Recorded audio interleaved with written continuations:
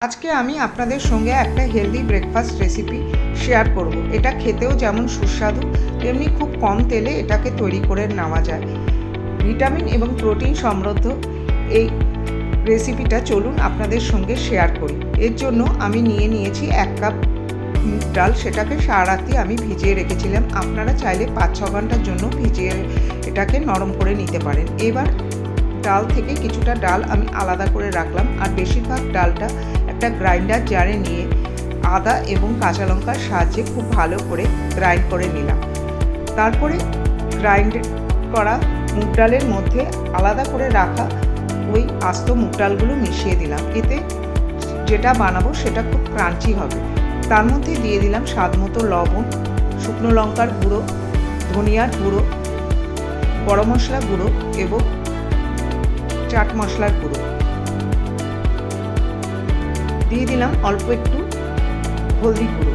তারপর দিয়ে দিলাম গাজর, ক্যাপসিকাম এবং পেঁয়াজ। ভেজিটেবলগুলো আপনারা আপনাদের চয়েস মতো দিতে পারেন। আর লাস্টে দিয়ে দিলাম 1 মুঠো আমি ধনিয়া পাতা।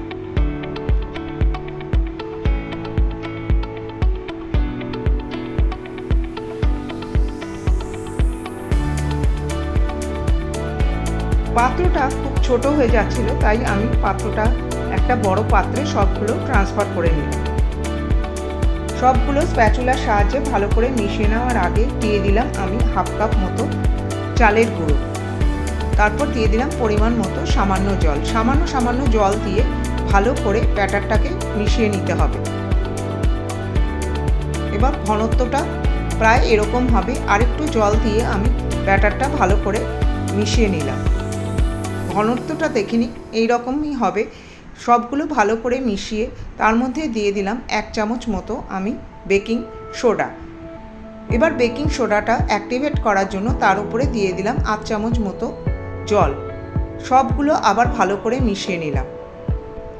তারপর একটা ফ্রাই প্যান আমি নিয়ে নিলাম, তার মধ্যে সামান্য একটু তেল ব্রাশ করে নিলাম, আর ওপর থেকে ছড়িয়ে দিলাম একটু সাদা তিল। এবার প্যানটা ভালো করে গরম হলে তার মধ্যে ব্যাটারটা হাতার সাহায্যে ভালো করে ছড়িয়ে দিলাম গোল করে।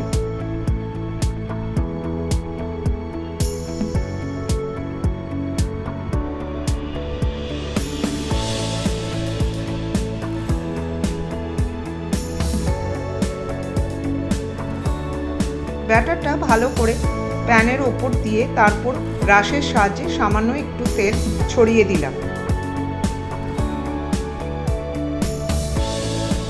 তারপর একটা ঢাকনি দিয়ে ওটাকে আমি ঢেকে দিলাম।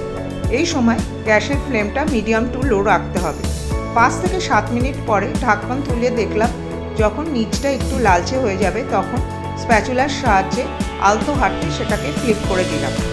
আবার সামান্য একটু তেল ব্রাশের সাহায্যে ছড়িয়ে দিয়ে আবার ঢেকে দিলাম অপোজিট সাইডটা হওয়ার জন্য। 5 মিনিট পরে ঢাকনি তুলে ওর মধ্যে দিয়ে দিলাম একটুখানি বাটার। আপনারা বাটারটা না চাইলে নাও দিতে পারেন।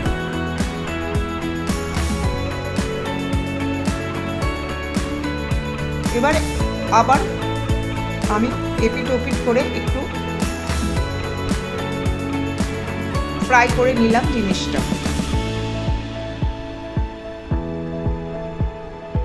দুপিটটা ভালো করে হয়ে গেলে ওপর থেকে আমি একটু প্রসেস চিজ গ্রেট করে দিলাম। খুবই সামান্য পরিমাণে দিয়েছি, এটা সৌন্দর্য বাড়ানোর জন্য। আপনারা যদি এটাকে না ইচ্ছে করে দেওয়ার তাহলে নাও দিতে পারেন। তারপরে চিজটা গলানোর জন্য আমি ঢাকনিটা আবার ঢেকে দিলাম 2 মিনিটের জন্য।